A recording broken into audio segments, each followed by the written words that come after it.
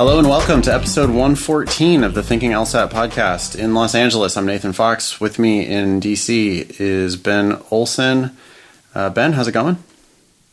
It's going What good. do you want to talk about? I want to talk about this ABA Council's move to nix the tests altogether. Yeah, what do you think about that? Well, I think it's interesting that this is the email exchange that we were having, that some people resist this because they think it would not help with diversity. But stepping back, what's the context here? The ABA had a meeting, right? And someone proposed the option of getting rid of the rule that would require law schools to use a test to assess those who are applying to law school. Yep. So that would include the LSAT, the GRE, everything could just go out the window.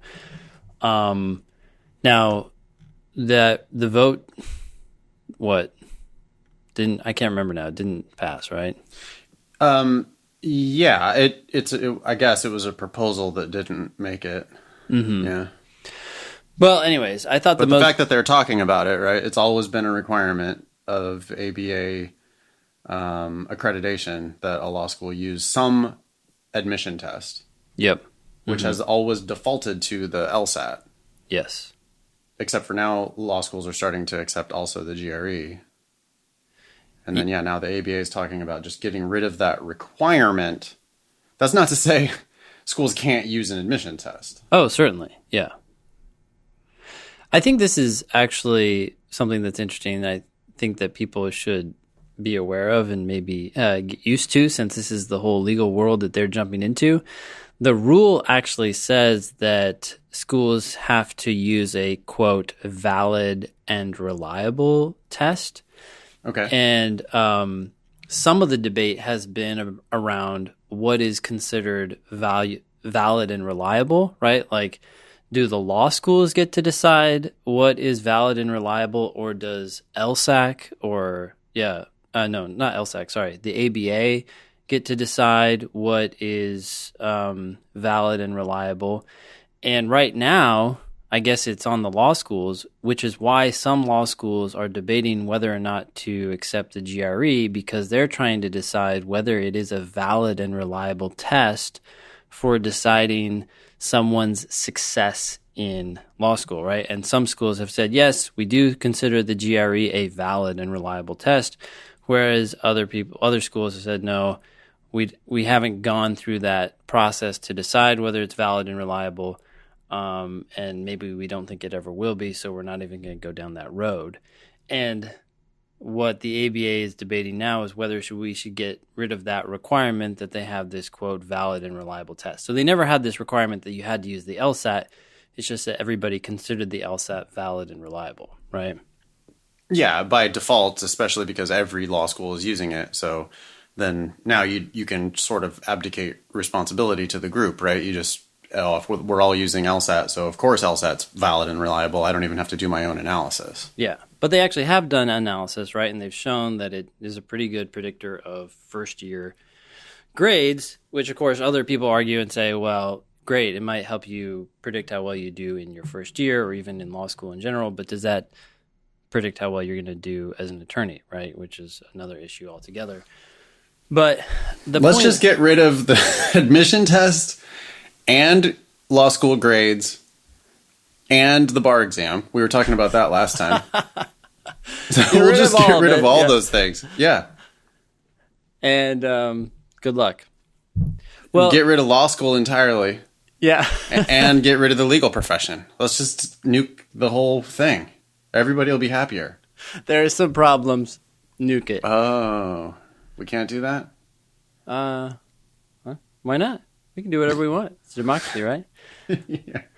So here's what I thought was interesting. And I do think this argument is valid and probably a little blunt. So this person who is with the Council on Legal Education Opportunity, the CLEO, says that getting rid of this test requirement, in essence, getting rid of the LSAT, would be bad for minorities. And this is what this person says. Today's student with his or her sense of entitlement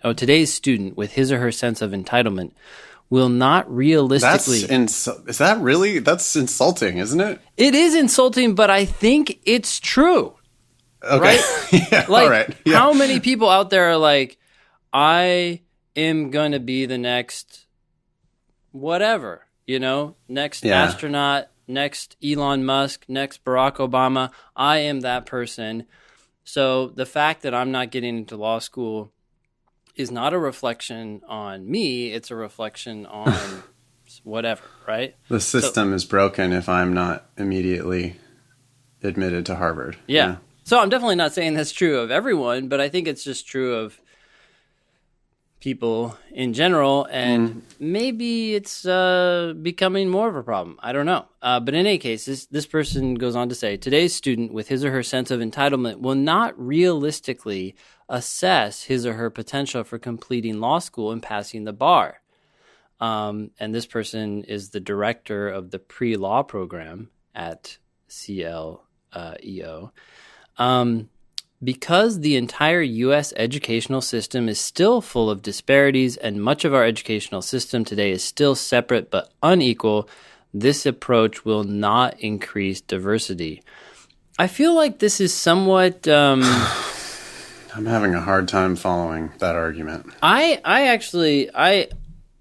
buy into it in the sense that I feel like this is repeating what Professor... who was that guy that we... talked about way back in the beginning of the show. I forgot that professor's name, but Johnson. I think it's Alexander Johnson. Is that right? Sounds right. Yeah. Basically, he was saying that a lot of minority applicants overshoot. Right? They hear that they can get into law schools with lower LSAT scores, and so because the law schools want them, which is true, they need this diversity. And so then, let's say they score a 155, but then they shoot for a school that has a 165 as the 25th percentile. And he's saying they're not getting in because they're overshooting. They're expecting too much. And I feel like this is what this individual is kind of alluding to. A lot of people should be protected from going to law school by the LSAT. It's basically saying, hey, if you can't do very well on this test, then maybe it's not smart to go to law school and essentially get in debt and not pass the bar. Well, I 100% agree with that. I mean, that argument I completely follow. I think the LSAT is there.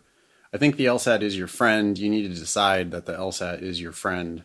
And that if you can't get a 150 on the LSAT, it's a really clear indication that you shouldn't go to law school.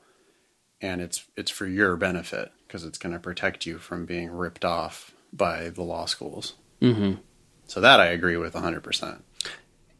Yeah, and if you think about the history of the LSAT, the whole idea behind it was to open up opportunities to people who didn't have access to traditionally respected schools, right? Like you're coming from some random place, at least back then, out in California. I see. And the test gives you an opportunity to demonstrate that you have the chops to do it. So you didn't go to Harvard undergrad and your grandpa didn't found a law firm or donate to the endowment or whatever of Harvard Law School. Yes.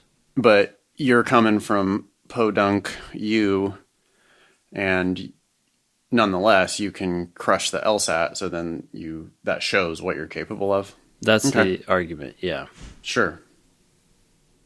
So, in any case, interesting stuff afloat, obviously, in the legal world. I think everyone's just reeling, right, from the pain of a declining industry, and they're trying to find ways to solve the problem. Yeah. It's funny because, I mean, even if the ABA got rid of this requirement, I don't think schools are going to be in a super hurry to stop using an admission test.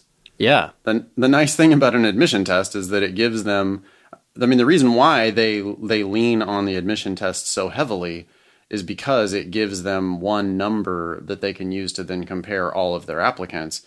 Because if they're not going to use the LSAT, then what are they going to use? Mm-hmm. And it's much more difficult to be comparing different undergraduate experiences. Mm-hmm. Mm-hmm. You know, you've got an entirely different school, an entirely different major.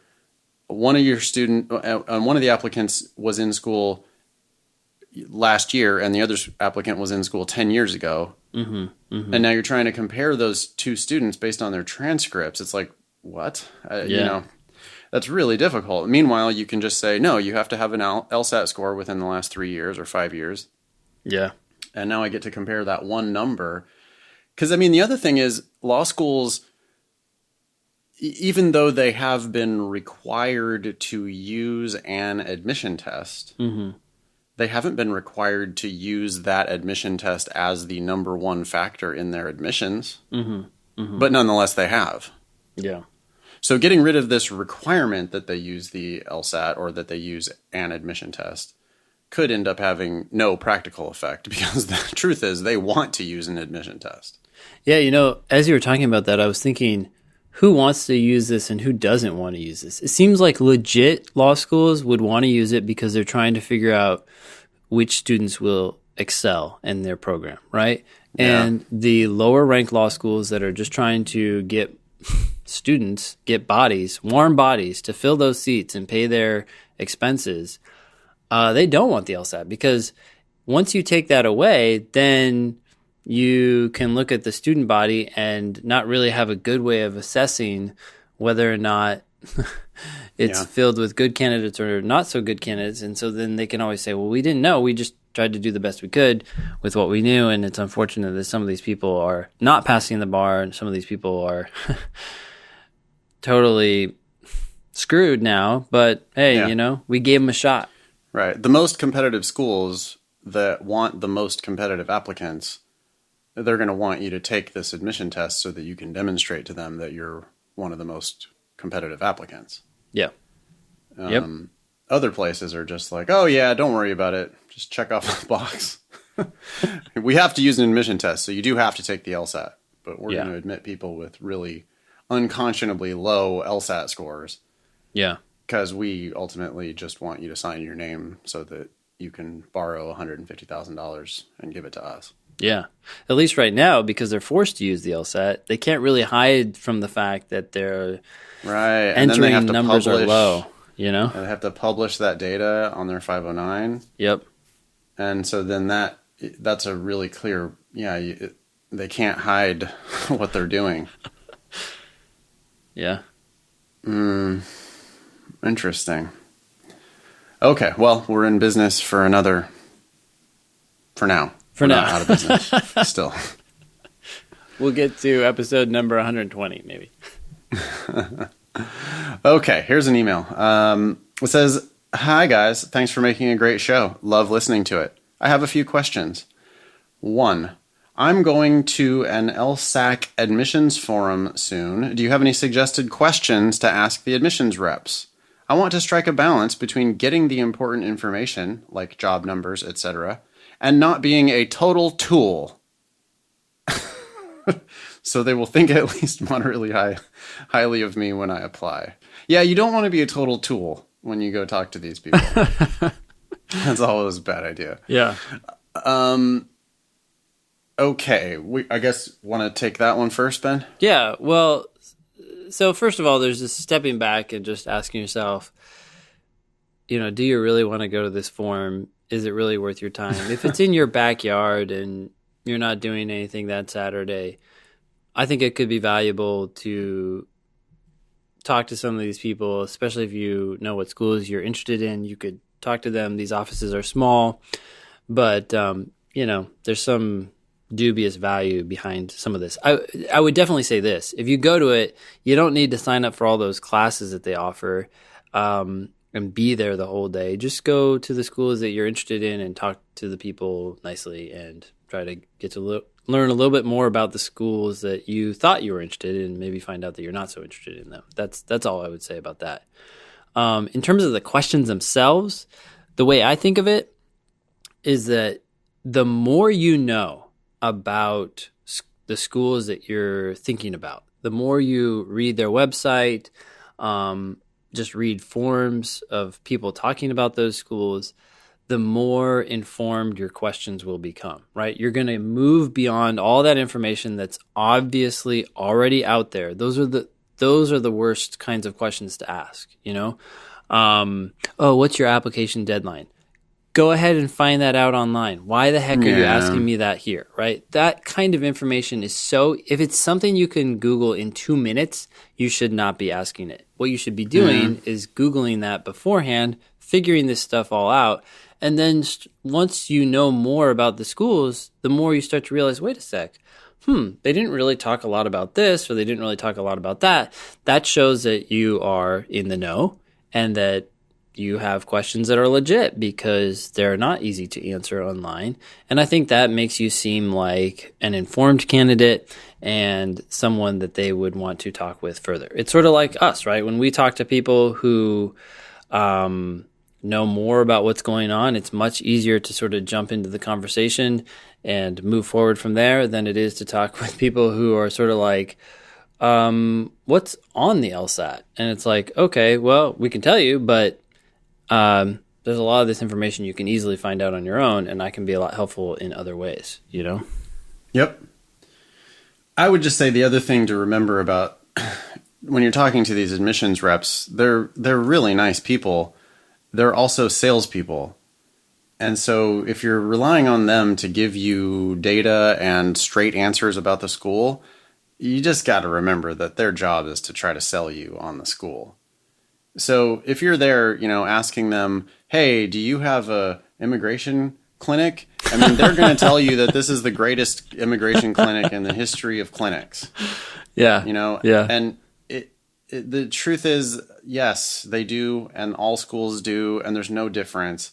And so all of these questions where you're going to, you're really going to get in there and find out the inside information about this school. You should find that out by interviewing alumni and students and stuff. Yeah. And not the ones, by the way, that the admissions office introduces you to. But, yeah. But, like talk to friends and friends of friends and find people who are really in the know if you want to learn about the school. And then the other thing you'll learn is that all these schools are the same anyway. Yeah. So you should be looking at you should sure look at the job numbers by all means. Look at the bar passage rates, look at the job numbers. But that's all public data. You don't need to be getting that from the admissions reps. No. Hey, you mentioned the classes that they do at these things. Yeah. So I was having drinks with my kids last Saturday in San Francisco after class. I bought the class a drink, and we were chatting, and one of them was mentioning the forum that they had just been to, I believe, in San Francisco. Mm-hmm. And they went to a presentation that was entitled Financing Legal Education. Mm-hmm. And they apparently at this presentation, they had big PowerPoint and stuff. And one of the slides had a stoplight on it. And it was talking about the different types of financing that you could get. Okay. And it had credit card debt, red light. Oh, bad. My goodness. Don't do it. Bad. Credit card debt, bad. And then it had car loan, red, bad. Don't do it. Bad debt, bad debt. And then eventually, yeah, student debt. Green light. Green light. Student debt is good debt, according to them. Can you believe it? Is that just the worst or what? Well, I understand what they're doing, right? They're saying, look at people who have a higher education, right? They make more money. But you're like, you need to parse that data out. There are so many people who go to law school and don't make more money. And undergrad these days. Yeah. When education cost $5,000 a year, it might have made sense to borrow the money. Yeah. But when education is costing $50,000 a year, that is not good. There's no such thing as good debt anyway. That's not good debt. That might be, it might be acceptable in certain circumstances, debt, but you would prefer to have zero debt than having debt, no matter how allegedly good that debt may be. So the fact that I just can't fucking believe it. I don't know how they sleep at night. They're in there with a bunch of naive, really earnest, naive kids. Entitled. And they're telling them green light. Just, don't even worry about it. Go. Pedal to the metal. just go. Gun it. Green light. Absolutely. Just go ahead and think about what's happening. These are the people who are going to get that money. Yeah. Yeah. They're not borrowing the money. You're borrowing the money and giving it to them, and they're never going to give it back to you. Yeah. And they're there telling you, oh, absolutely, green light. Yeah, go ahead and do that. Yeah. It makes me sick. I just don't. Oh God. Please, people, please don't pay for law school. Please cut the money off of this awful machine. Just stop it. Ugh. Anyway, where were we? Number 2. I am taking the December LSAT with the intention of enrolling for next fall, but I'm prepared to hold off a cycle if the score isn't where it needs to be. If that's the case, I may decide to take a course. If I take one of your online courses, what sorts of support is included with that? Also, if I took your class, would you be willing to take a look at my personal statement? I don't have very many people around who know much about them. Personal statements, that is. Thanks for the help, Bill. Yeah. I think both of us offer loads of email support, and you can also call us, I'm assuming. Is that true for you, Nathan? I mean, I have published my cell phone number in every one of my books I've ever written, and it's all over my website, and so everybody in the world has my cell phone number. So, and I answer my phone. So, yeah. If you keep calling me and you're annoying me, I'll tell you, hey, put that in an email, please, and get it into my workflow. I say that frequently when people try to call me. I say, hey, I'm busy right now, but can you put it in an email and I'll get back to you. Mm-hmm. I also use the interactivity of the platform I use to host my video course, my online course. I like it when people just use the interactive platform because then everybody gets to benefit from the conversation. Yep. Yeah. But people ask questions all the time, and I like it when they do because I feel like it benefits everybody in the course. Everybody in the community gets to participate a little bit in that back and forth. But I mean, and I think you're the same way, Ben. I mean, a good teacher, all we want is questions, right? We want a student who works hard and does the work and then asks questions so that we can help. Yeah. So yeah, I answer questions all the time for people that are in my online class. It's just that it happens in writing and it happens asynchronously. That's the difference between a live class and an online class. Yeah. Is that it happens more online via email. Or via posting on the class pages. Yep. And then what about this? And yours the same way, right? People email you all the time. They can call you if they want. Yep, exactly. Mm-hmm. And a lot of times I'll take those emails and I'll actually put them online too. That makes sense. Sure. If it's a really good one. Yeah. Absolutely.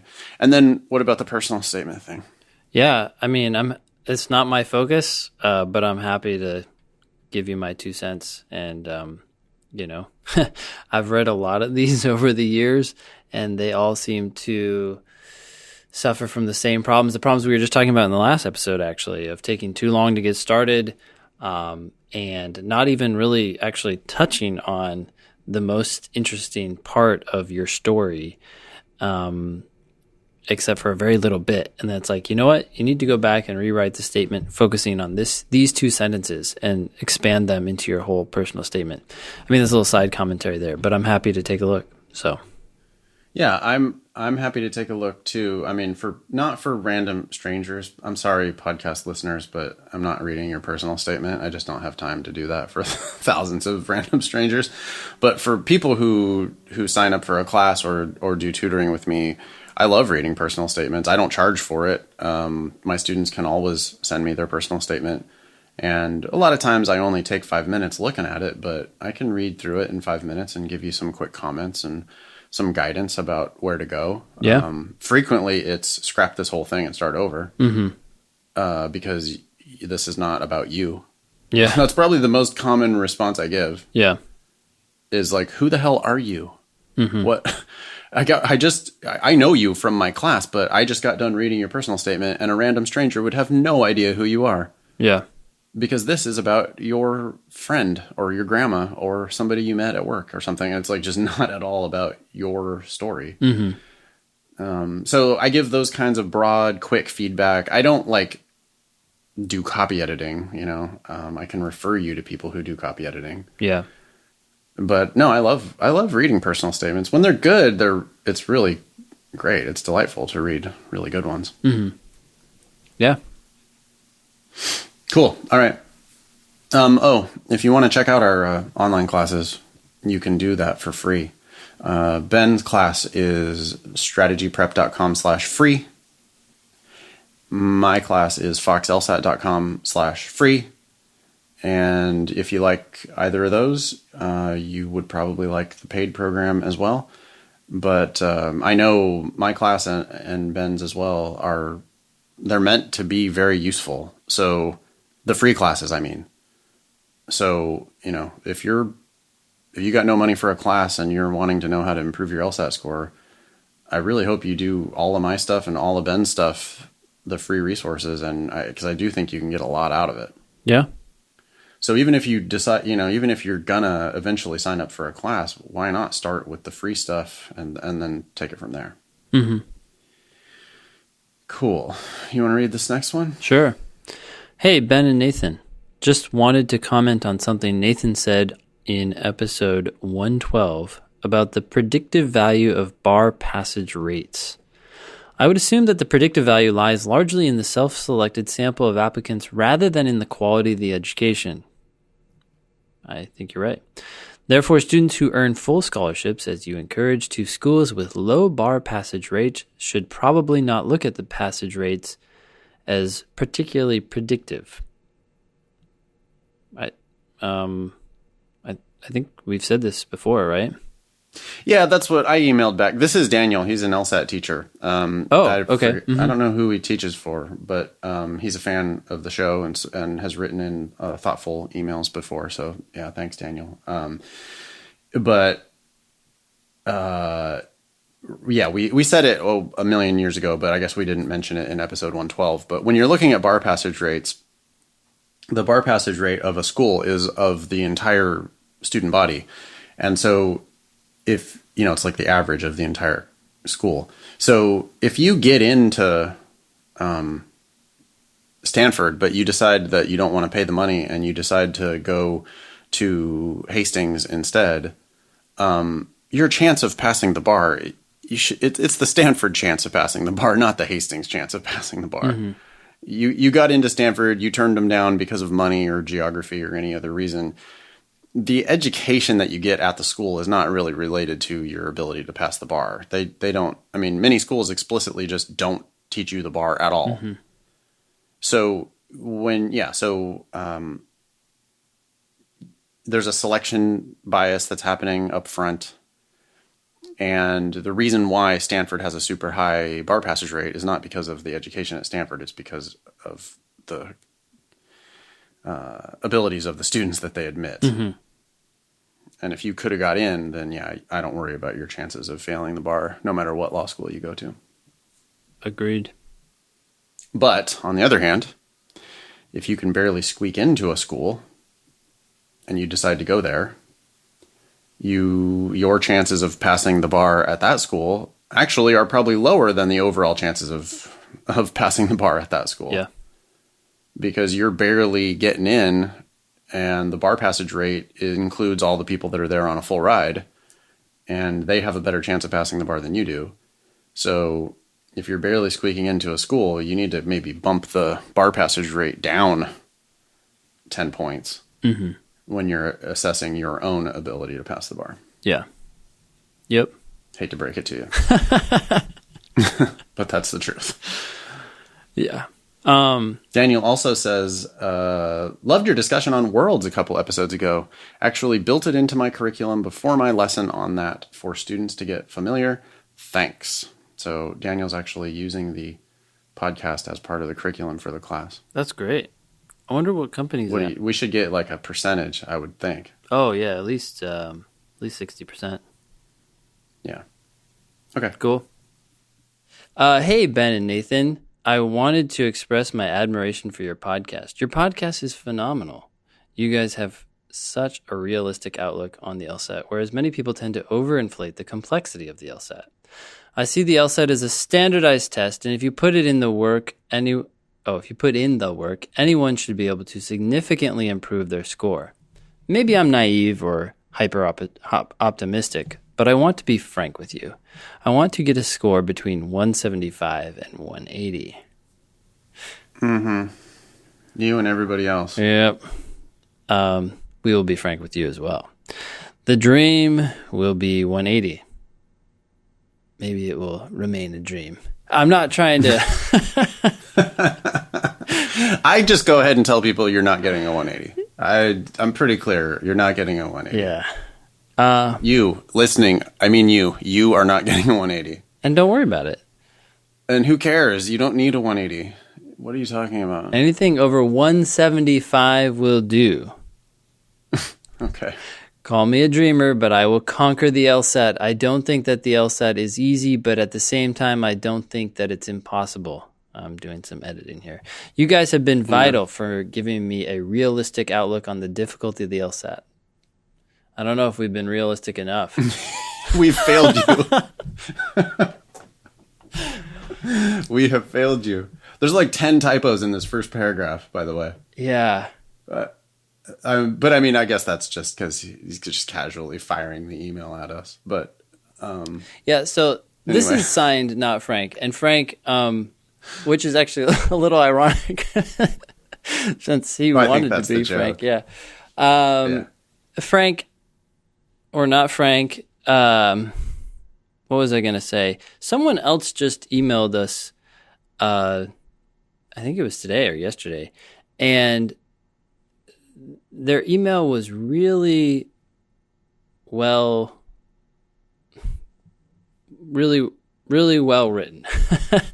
That's all I can say. It was really well written. The grammar was spot on. The style was good. It was organized, had 3 bullet points, 1, 2, 3, 3 questions, enough information to give the questions context.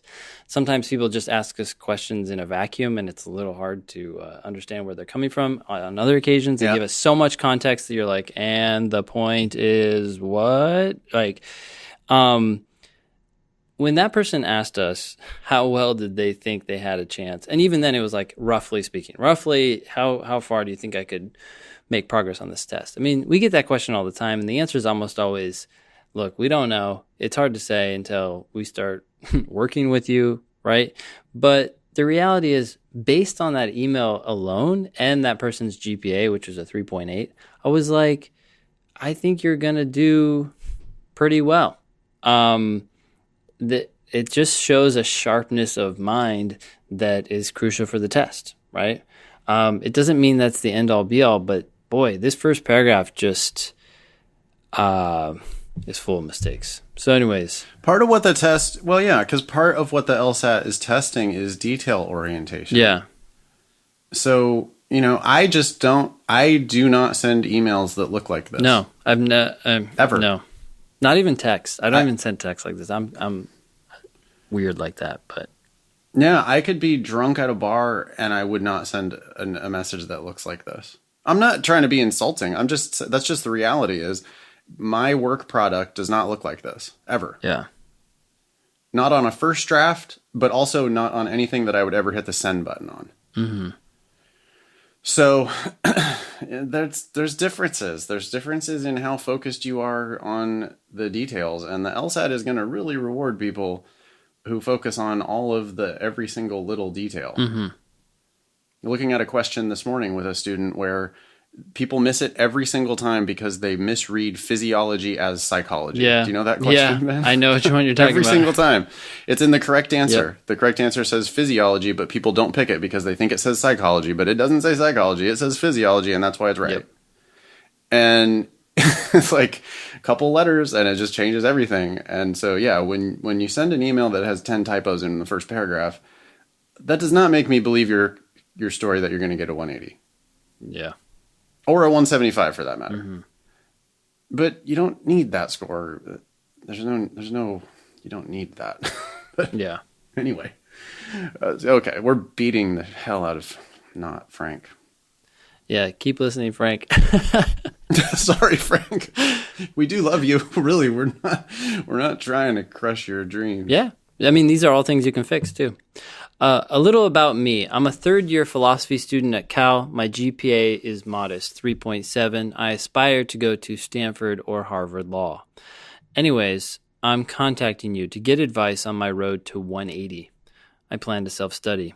I took a diagnostic test without any prior studying, and I got a 163. Sounds really good until you read the next sentence. I was like, damn, maybe we got to eat crow. The test was untimed.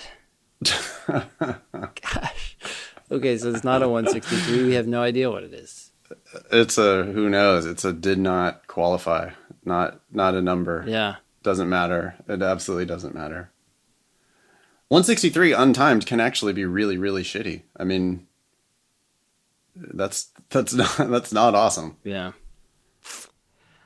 Okay, continuing on. Logic games are my best scored sections, but I also face difficulties with time management. LR section is tricky. I see. We're calling the game sections in the LR section is tricky, but from reviewing my past mistakes, I feel like most of my mistakes stem from not reading closely or not paying attention to the small nuanced details. Frank, you're prophetic. Could have told you that. RC is okay. Shocker. I miss about 5 questions per section. Untimed? I mean, what about timed? Who knows? Don't My know. main problem is time. I just want to know how quickly. It is not. No. It is not. How many times have we said that on the podcast? I don't know. We still get emails about it. I think, to be fair, people are just joining us, I guess. But it is sort of like, not again, not this email. Yeah, your problem is not time. Your problem is accuracy. Yeah. Okay, my main problem is time. I just want to know how to quickly parse through logic games and logical reasoning, answer choices, and immediately know which answers are bad. Ben, as he's reading this, he's correcting 5 typos per paragraph. But anyway, yeah. Yes. Any advice? There's an extra space in that sentence, too. Yeah, I know. Maybe I need to pause.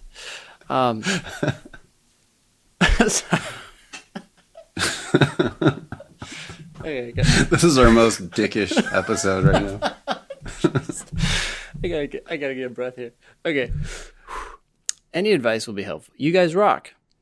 Thanks, Frank. Please don't share my name, but feel free to share the details of my story on your podcast. Oh, man. Frank, so as Nathan said, your issue is not time. Your issue is understanding and focusing on the details. So you just need to set the timer for 35 minutes, start, and focus on the details as you read. And if you feel uneasy about any question, reread the passage, reread the question, reread the answers until you feel good about it, and then go to the next one. You need to start getting 9 out of 10 before you do anything else. Yeah, or 10 out of 10. I mean, the road to 180. Yeah, the road to 180, that's true. Involves missing 2 questions out of 101. That's right. That's not 2 per section. That's a half a question per section. Yeah, and it's not missing 5 on the reading comprehension. It's missing like 0 on the reading comprehension. Yep. the people who get 180 just don't miss questions on RC. Yeah. Um, Or games. Like, oh, yeah, or games, or basically all the reasons. I mean, they don't miss questions. well, you don't. Yeah. And I mean, but by the way, people who score 170 also don't miss questions. Of the ones that they attempt, they just don't miss very many. They certainly don't miss 5 on RC. You also don't get to 170 missing 5 on RC. Yeah. So you need to be more detail oriented. You need to slow down. You definitely need to time yourself. I don't want to hear your untimed test results. I don't want you ever to do a test untimed. Your problems are not time management. Your problems are, accuracy, reading more carefully, and just really solving it. You have to solve the questions. I feel like we've done Frank a bit of a disservice by letting him think that the test is just easy and that you should breeze through it. I mean, you do have to give it your full attention. Yeah. And notice all of the detailed nuances. Yeah. That's exactly what it's about. It is.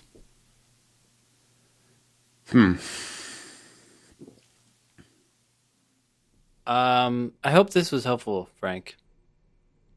I hope you don't mind our commentary. Yeah, we're not laughing at you particularly. We're trying to help you move forward. So, I mean, we don't know where you're at right now. Yeah. I'm thinking that this student is, maybe in the 160s.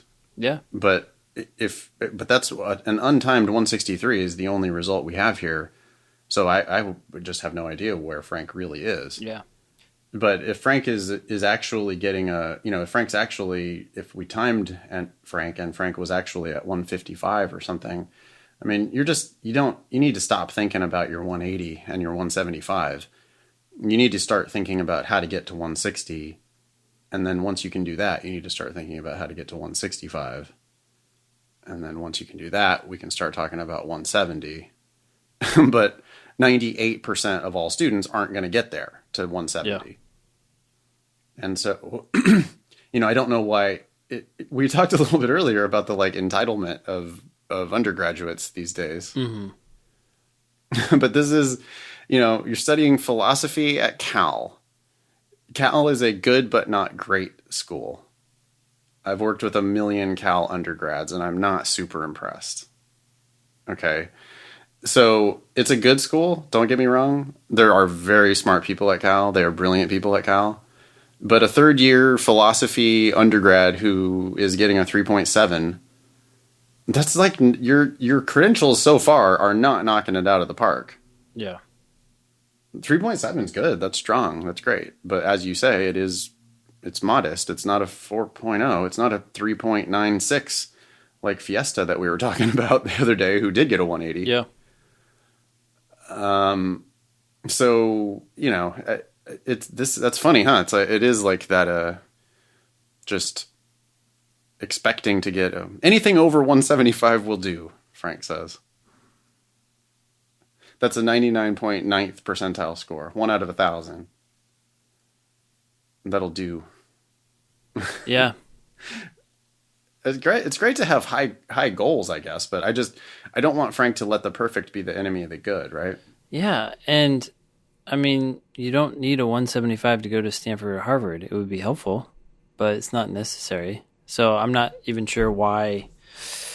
I guess he's just doing this to make it even more likely that he gets into those places, but I don't know. It's just way too premature. I really don't. People are surprised when I say this, but I just don't think you should be shooting for a 180. 180 is not the goal. It's not helpful to shoot for 180. Nope. I mean, let's talk once you already score consistently in the 170s. Then we can start talking about 180. Yep. But until you can score consistently in the 170s, 180 is probably keeping you from getting to 170. It's what we always talk about right before the test, right? People go into the test and they aim for perfection, and that makes them do one of two things. It makes them go so slow that they don't finish anything because they're trying to triple check every little detail, or it makes them go so fast because they're trying to finish that they get everything wrong along the way. And the result of that is anything but a 180, and it's worse than what they were doing if they had just tried to shoot for what they're capable of. Right. Yep. So, Frank, I guess our overarching advice is just to like be a little more realistic about where you're currently at. The way you do that is you always time yourself 35 minutes per section and keep track of your results over time and thoroughly review the ones you miss and just be more focused on baby steps instead of this kind of like shoot the moon goal. Mm-hmm. And thanks for listening, and we really appreciate it. And sorry for beating you up a little bit, but we do it because we want to help. Yep. Wow. Okay. Hi, guys. I'm still listening to the podcast, even though I'm finished with the LSAT. Thanks for continuing to entertain on my commutes and while walking my dog. I was listening to the episode where Ben talks about getting a vanity license plate while I was on my commute, and since I also live in Virginia, I decided to keep a tally of the number of vanity plates I saw that day. I counted 24 vanity license plates during a total of 1 hour commuting. I even saw a law-related one, quote, "You are law," for someone who attends or attended the University of Richmond, apparently. Or it could have been telling you that you are law.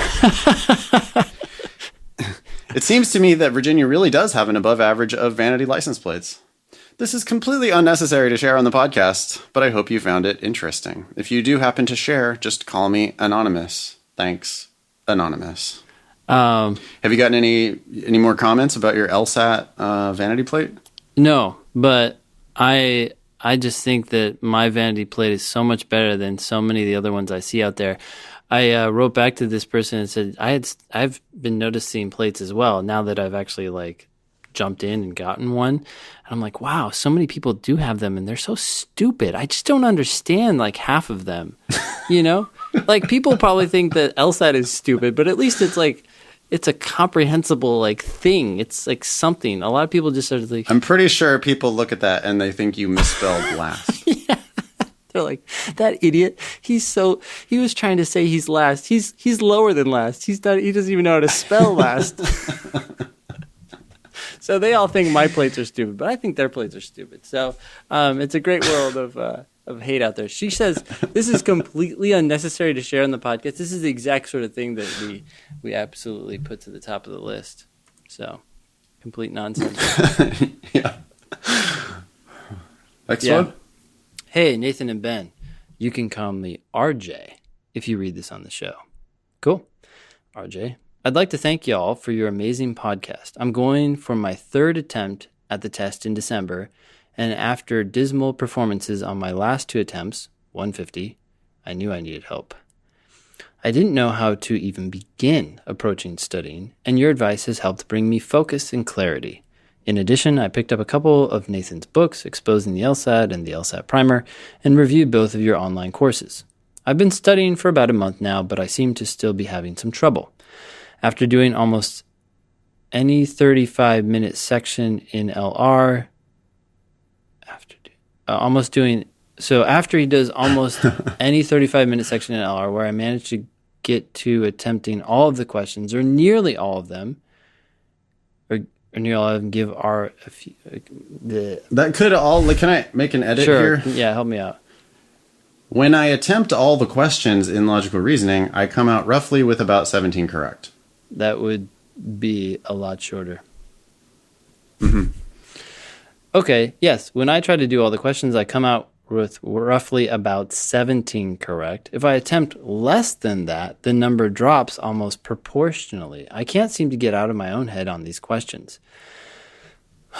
All right, well, let's keep going. When I blind review and know my answer is wrong, wait. How do you know your answer is wrong if you're blind reviewing? I almost immediately... Well, because reviewing the questions he's missed, he knows his original answer. So he knows his answer's wrong when he's redoing the question. Yeah, it's not really... blind review, but It's semi-blind review, but that's how I have my kids do it anyway. interesting. Yeah, I have them circle the ones they weren't sure about and go over those first.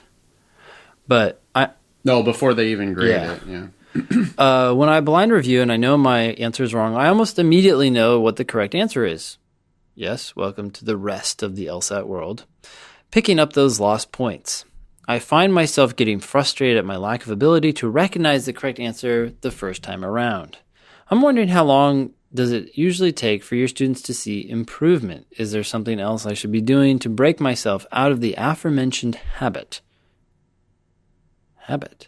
I do 35-minute time sections and then review them as prescribed by The. I was wondering if he was trying to do some like biblical thing here, like thy, No. the gods. More like, yeah, he's going hip-hop style. Gotcha. The gods. Calling us the gods. Wow, that's, whoa, I don't know. Wow. Okay, well, thank you, RJ. That's probably a first for me. But in any case,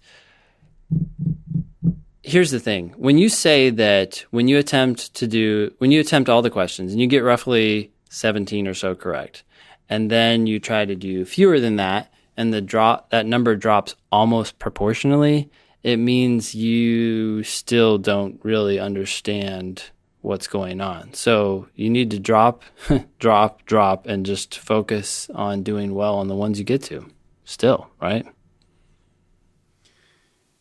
Yeah, I also wonder if RJ is counting his guesses when he does less questions. Yeah. How many of those 17 are wait, what do you mean? You're saying that? Well, he's saying that when he does less questions, his score drops proportionally. I wonder if he's giving himself credit for the random guesses on the ones he doesn't attempt. It sounds like he's not. Because he could just be like, well, I only attempted 20 this time, or I attempted 19 this time, and I only got 16 points. Mm-hmm. So I did worse. But then I'm wondering, well, did you bubble in a bubble for questions 20 through 25? Because if you did, you should have got one of them right on average, which means your score actually wouldn't have dropped in that case. Yeah. So I'm wondering if he's counting his guesses. That's what I'm saying. Yeah. I mean, whether he is or not, though, the most important thing is how many is he getting right of the ones he's attempting, and we don't really know that. If that's staying low, right, it sounds like he's still going too fast. Like maybe instead of attempting 25, he's attempting 20, but he should be attempting 15. Yeah, and he's still worrying so much about the speed. Mm-hmm. Because, yeah, really, if you're getting 7, you can get... If you gave me a test that only had 15 questions on it, I would get 17 points. Wait. Right? What? How would you do Printing error. I always do this as a thought experiment for my class. Mm-hmm. There's 25 questions in the section. Sure. But my test form only has 15 questions on it. Got it. So you guess on the last 10? Yep, 10, and you get 2 of them. And on average, I get 2 of them right. So if I can just go 15 for 15 on the first 15 questions and randomly guess on everything else, I should be able to get 17 points. Mm-hmm. So I go through this thought experiment to just demonstrate that I think RJ is doing way too much work. Mm-hmm. You're doing a harder version of the test than you need to. Mm-hmm. Because if you're getting 17 points after attempting 25 questions, that basically sucks. Yeah. I mean, you're not actually doing the work. You're not actually solving the questions. Yeah. You need to solve them. Mm-hmm. You need to be sure that you've gotten them right. And so it's actually an easier way to get 17 correct is to just only do like 15 out of 15 and then randomly guess on the next 10. Yeah.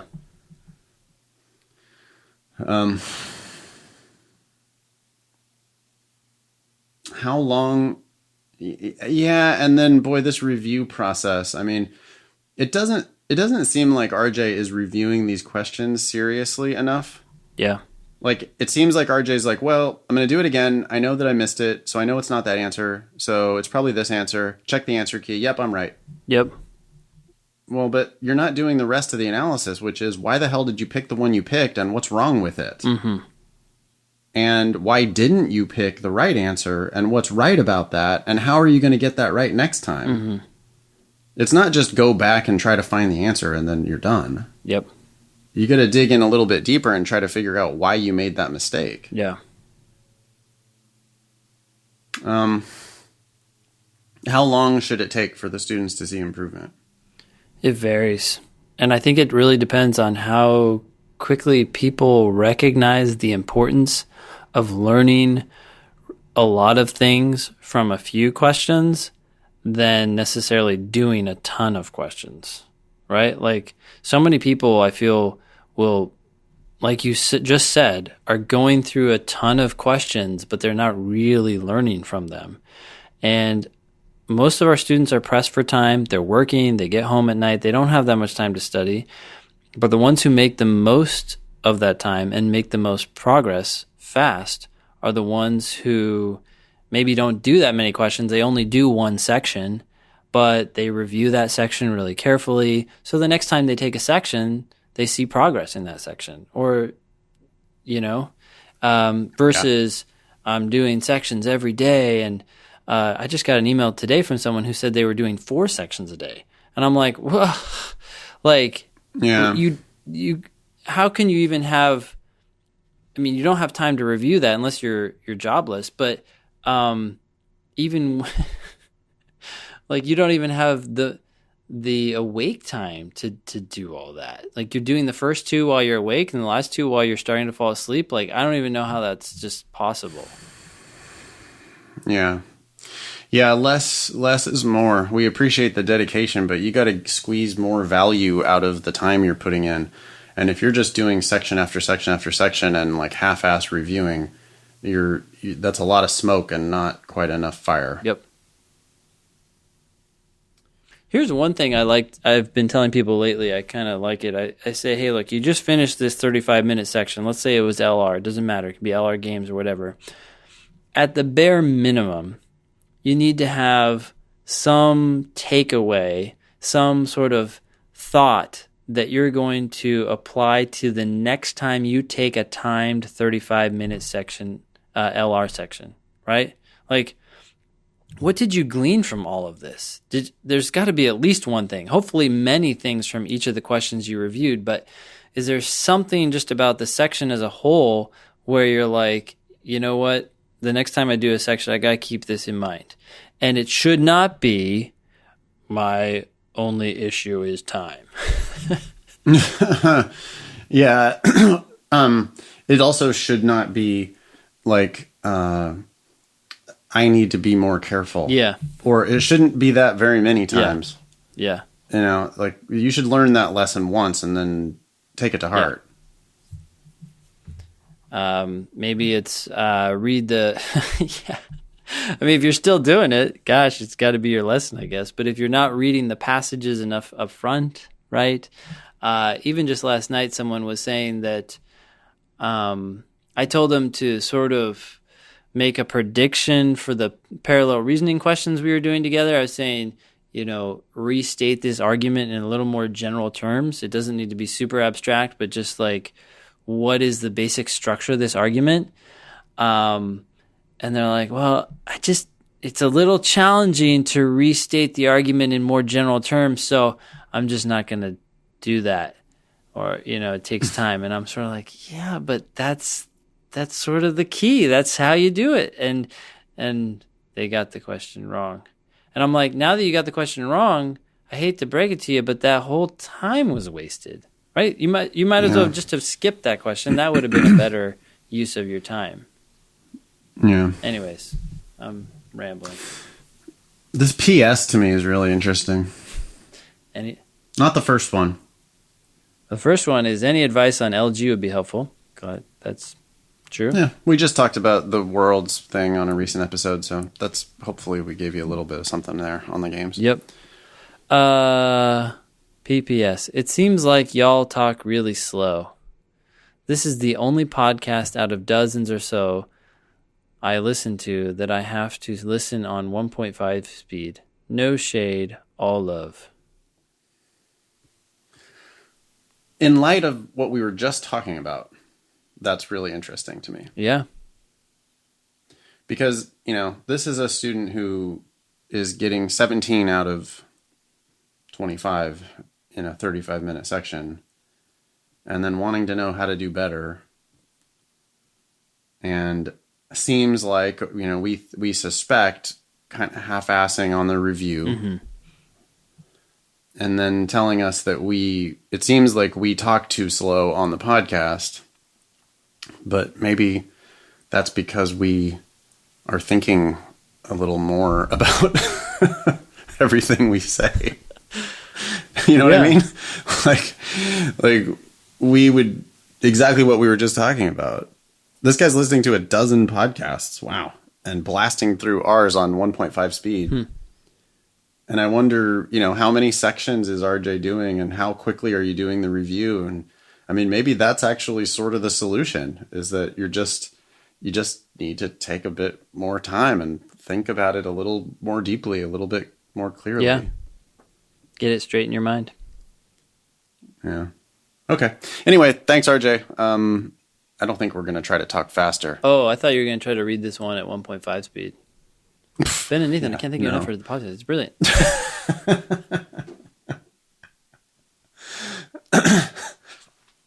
Hey, if you like our bullshitting, you can promote to our subscribe page. You can sign up to our subscribe page, which is thinkinglsat.com/blog/subscribe.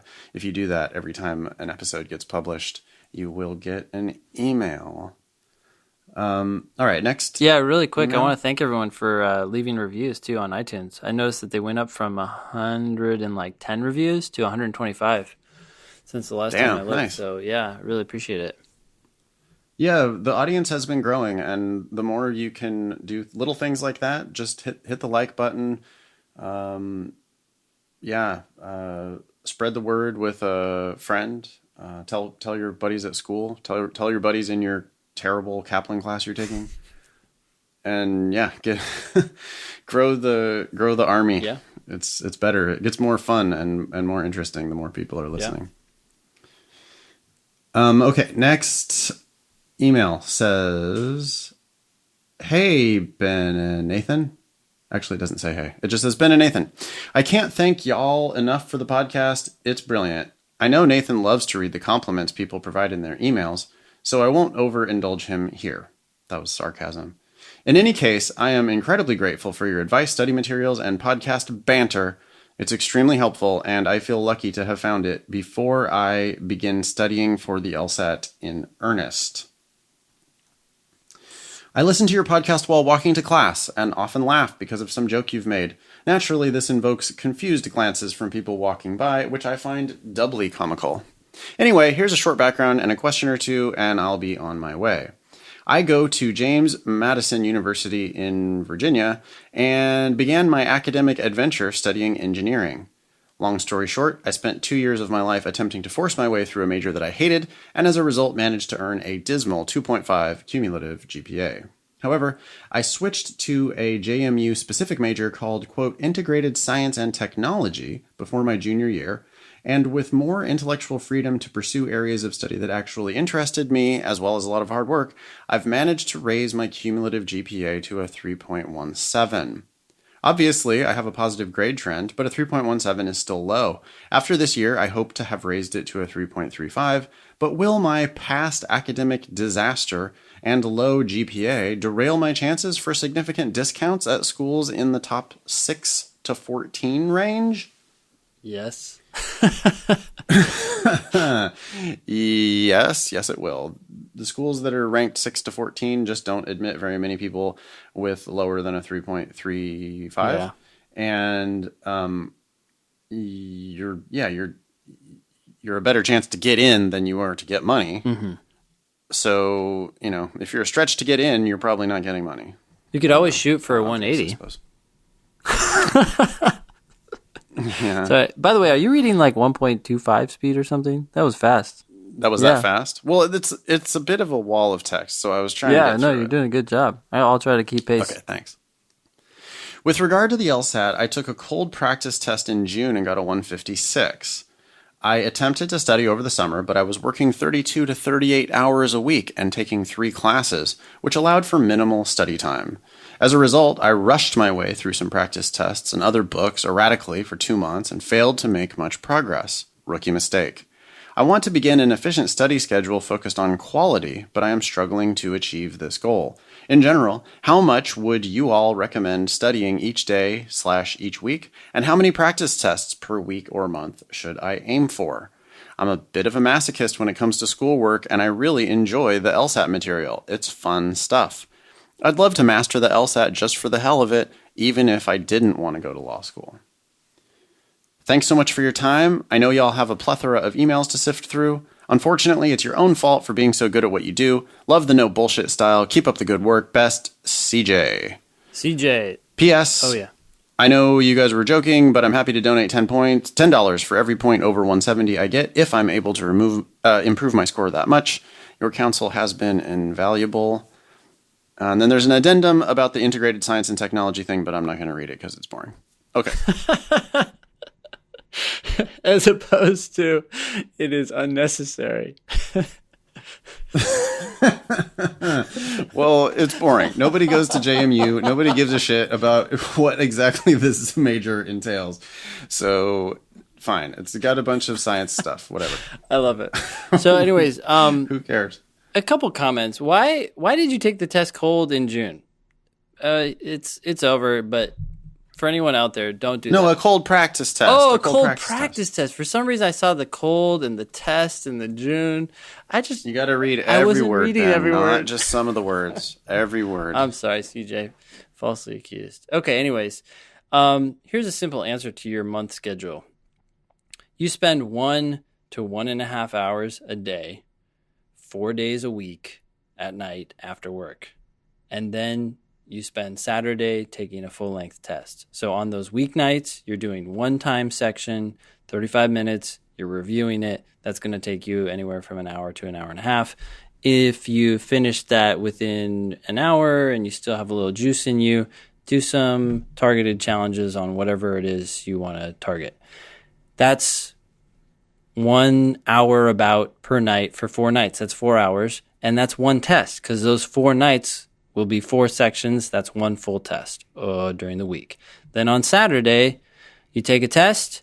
That's 1 more test. So that's 2 tests a week. And you review that test on Saturday/Sunday, and then the week starts again. That gives you 1 day off every week at least, sometimes 2. And so that means you won't get burned out. I think that's a good default schedule. That adds up to about 8 tests a month, and seems like a reasonable amount of work. Yeah, I think that's fine. I think an hour a day is roughly the thing. And if you want to do a full test on a Saturday, that's fine. It's definitely not about the raw number of tests. People are always, they're super crazy about how many hours should I spend and how many tests should I do? Yeah. And they're masochist. The fact that you're a masochist, CJ, is like a really good sign. The fact that you want to do all this work and the fact that you'd love to master the LSAT just for the hell of it, even if you didn't want to go to law school, that's a really good sign. Mm-hmm. That indicates that you'll probably do well on this. But don't substitute quantity for quality. Yeah. And a lot of times when people are doing, especially when people are doing a test every single day, it's like guaranteed you're not really reviewing that well. Yeah, you just can't. Unless you're scoring 175 and you're not working. Yeah. And you're only missing 4 questions per test. In that case, yeah, you can do the full test and review it. But otherwise, I mean, I'd prefer people do 1 section a day instead of 1 test a day. Because most people who do 1 test a day aren't going to learn shit from it. So no matter who you are, no matter what your schedule is, give us an hour a day on most days. And then if you got time to do more, great. Yeah. But 1 hour a day minimum is like the thing. Do a section timed and review it. Yeah. That's the thing. And start now and just chip away at it. And I can't tell you whether you'll be ready in time for December test or June test or whatever. I don't know when you'll be ready. But I do know that you'll be making forward progress. Yeah. So that's really what we're looking for, is just like get going, chip away at it, take as long as you need, but start with your 1 hour a day. Yeah. I guess in this addendum about the integrated science and technology major, the question is really, hey, I've taken all of these classes, chemistry, physics, calculus, linear algebra, blah, blah, blah. Will law schools take into account the difficulty of the courses when analyzing my GPA? That's the real question. And we should answer that. Yes. The answer is yes. But you got to get them looking at your application before they're really going to consider that kind of stuff. Mm-hmm. And the way we get them looking at our application, Ben? The easiest way to get them to look at our application? Our LSAT score. Our LSAT score, yeah. Because if you show them a 170 something, mm-hmm. they're going to be like, their ears are going to perk up. You know? They're going to see 170 anything, by the way. Mm-hmm. Right? So if you apply with a 171 and your cumulative 3.35. Yep. And you write an addendum that points out all of these linear algebra differential equation stuff that you took. Yep. Then they're going to go, oh, you know, what are we getting? Are we getting a 3.35 or are we getting a 171? Yeah. And they're going to look at that 171 and they're going to go, oh shit, this is a 3.35, but it's somebody who took a whole bunch of science classes. Yeah. Oh boy. And then they start to think that, you know, they're getting you for like a discount, basically. They're going to start to think that you're the diamond in the rough. Yep. But if you're trying to tell that story with a 160, then it's just not going to fly. Yeah. They're not going to get that deep into your application to notice that you took linear algebra if you're applying with a 160. I mean, especially not at the type of schools you're talking about. The analogy that I always give is that if you're trying to focus on those things that are going to help your application the most at this point, focusing on the difficulty of your classes or a GPA that's already set in stone is like a red light. No go. Don't go down that road. If you want to focus on your internships, that's a red light. Don't focus on it. The green light is your LSAT score.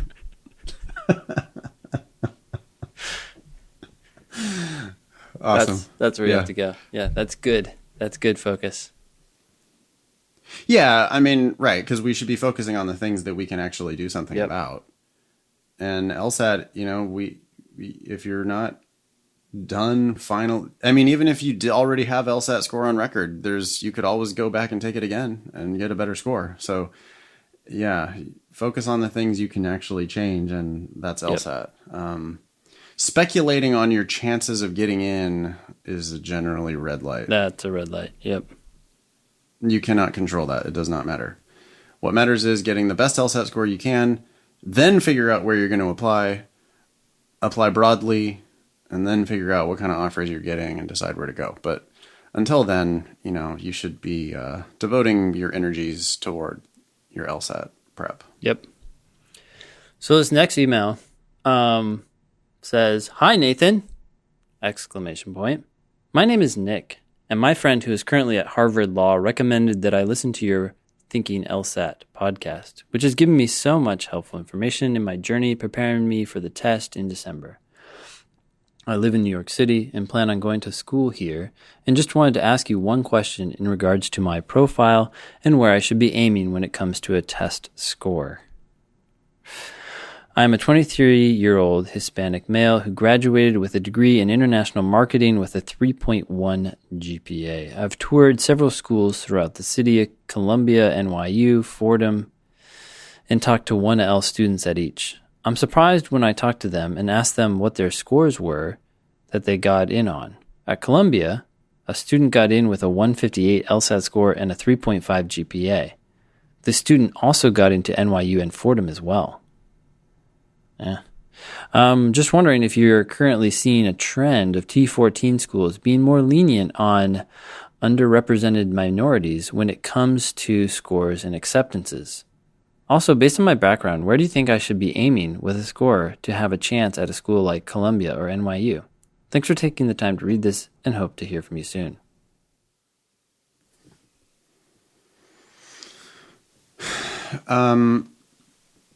So yeah, thanks, Nick. I don't know about a trend, but schools, and not just top 14, but all the schools allow slightly lower scores for underrepresented minorities because they want to get those minorities represented in their class, and there aren't as many underrepresented minorities available with any given score, so they have to sort of dip down in score in order to make the class not be 100% white and Asian. Yeah. I don't really, I'm not that interested in speculating about what kind of a score you need. I don't, people are like, do you even advise people to have a target score? What's the point? No, because it's always do the best you can do. And then if you're dead set on some school and that's not going to be good enough to get you into that school, then take it again. I don't. Yeah. You want the best score you can get. And that doesn't mean shoot for a 180. That means do a test, see what your score is, and then next time try to get 1 point more. Yeah. Learn something from the test you did today and try not to make those same mistakes on the test you take tomorrow. Yep. And then based on your GPA and based on your LSAT score, you can figure out an appropriate range of schools to apply to. Yeah. I think Nick is also wasting time doing all these tours. I mean, it might be fun, and I guess it's cool to go to a couple schools, but like if you're spending a bunch of time trekking all over the place, visiting a bunch of law schools, you're not studying for the LSAT. And the LSAT's the thing that's really going to open those doors. Yeah. Are you surprised about a student at Columbia with a 158 and a 3.5? It's a little surprising. That seems a little low to me, even for a minority, I think. It's below their 25th percentile, but hey, 25% of the class has below their 25th percentile. So, it's not it's not super shocking. Yeah. It also seems like, I'm kind of assuming that this student was set up by the admissions office to talk to Nick. Yeah. I'm just guessing. That would be, yeah. That'd be interesting. And, well, it's just very likely that they're going to show you, a bit of an outlier to make you think that you have better chances than you actually do. Yeah. I mean, Columbia's 25th percentile is a 168. So I am a little surprised by this 158 because even though they are going to accept people with lower LSAT scores, for whatever reason, they must have thought this student's numbers did not reflect their abilities because they don't want to accept people who are ultimately going to fail out, right? Yeah. But, URMs do tend to have pretty significantly lower LSAT scores, and a school like Columbia, they're struggling for qualified applicants. Every school right now is struggling for qualified applicants, and if they don't want their school to be 100% white, they sometimes have to admit URMs with some lower numbers. I mean, it's going to be the exception, though. It's definitely not the rule. Yeah. This is this is going to be like one student out of 150 or 200 or however big the school is. So that one data point is not that surprising. I mean, I get it that it's way below their 25th percentile, but 25% of the class can be below the 25th percentile, and one of those people can be way below the 25th percentile, and it doesn't really make that much of a difference. Yeah. They are stretching in cases for some students. It's just that on average they're not. So, you need to be either legitimately super special, or lucky, or you just got to get your numbers into the place where you get yourself into the conversation. Should we leave it there, or you want to do one more? Yeah, we could do one more. If you have time. One more. I have time. Let's do one more Okay. and then we'll go. Is it me? I think so. Okay. Again, why are all these emails coming to me? Hey, you don't have to write just to me. You can write to the show. help@thinkinglsat.com. I know that I'm the soft, cuddly, friendly one of the two. You're a little intimidated by Ben. I understand. But no, I don't care. It doesn't matter. You can write Ben at strategyprep.com. You can write me, Nathan, at foxlsat.com. You can also write the show, help@thinkinglsat.com. It doesn't really matter. Anyway, this one says, hello, Nate. While I was studying LSAT by myself, the inconsistency some LR book makes out of this sole word, only/just, disturbs me, and I may need your help. It is most likely I don't understand it. Also, I think it would be helpful for our podcast community to have this clarified. I love that it says our podcast community. Yeah. That's so nice. Okay. The book I am studying presents two conditional statements that both have the word only in the seemingly similar location, but the author derives two different interpretations from them. The first example says, quote, only the good die young, is equivalent to, quote, one who dies young is good, or simply, if you die young, then you're good. Implying that if there is only in front of a condition, then I should interpret it as a necessary statement. Okay. That's all correct so far. Yeah. Right? Mm-hmm. And the way I teach only is only introduces a necessary condition. Is that how you teach it? Yeah, exactly. Okay. It's like only is saying, hey, hello, I would like you to meet my friend. Yep. The necessary condition. And then Only introduces a necessary condition. And then the exception is the only. And maybe that's what's going to happen. Yeah. However, the inconsistency occurs on the next page. The only people who water ski are those who can't swim. And the book says it is water ski, if water ski, then swim, not vice versa. Then the chapter ends with saying, the more comfortable you get with the word only, the better off you will be.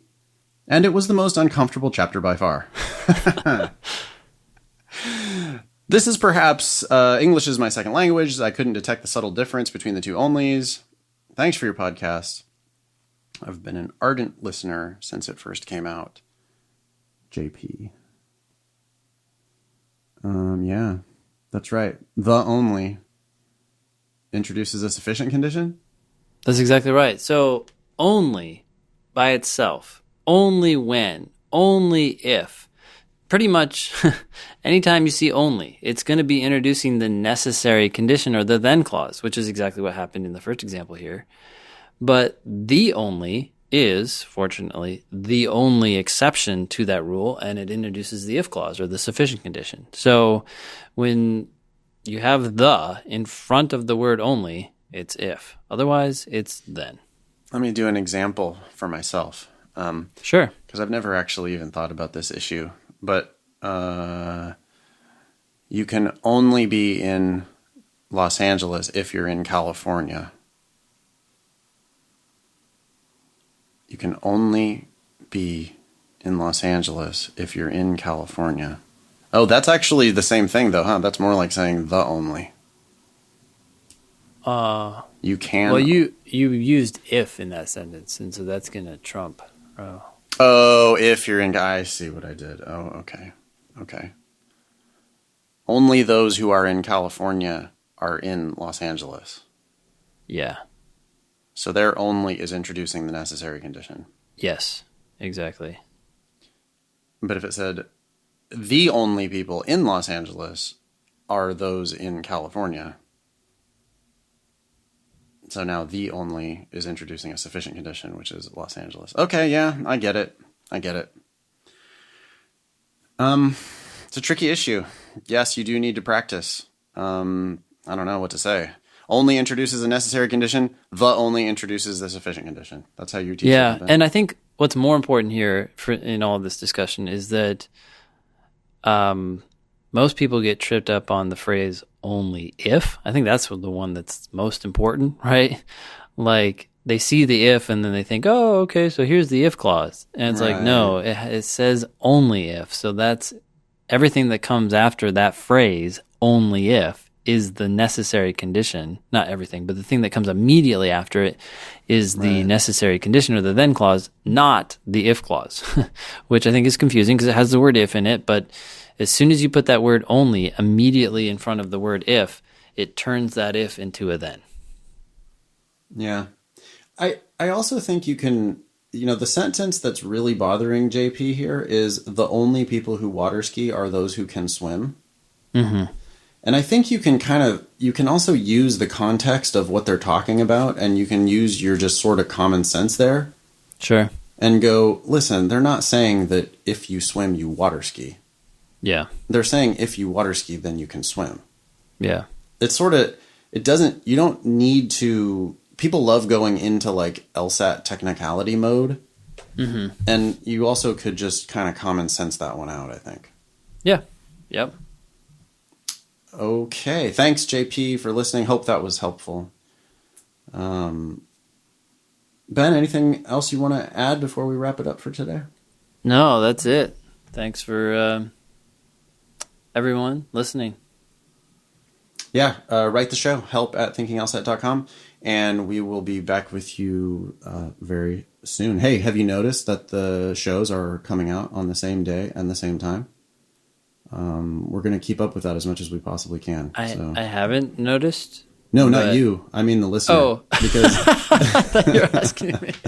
by the time this show comes out, it's going to be like the third or fourth one that has come out on the exact same day at the exact same time. So we're going to... Oh, what's the time? I believe they are coming out at 11 a.m. Pacific, 2 p.m. Eastern on Tuesdays. And then the email, I think I've been sending out like an hour later. Wow. But I believe that's when we're launching them right now is 11 a.m., 2 p.m., 11 a.m. Pacific, 2 p.m. Eastern on Tuesdays. That is when you can look for your brand new Thinking LSAT podcast. Cool. Yeah. Yep. Until we change it. Yeah.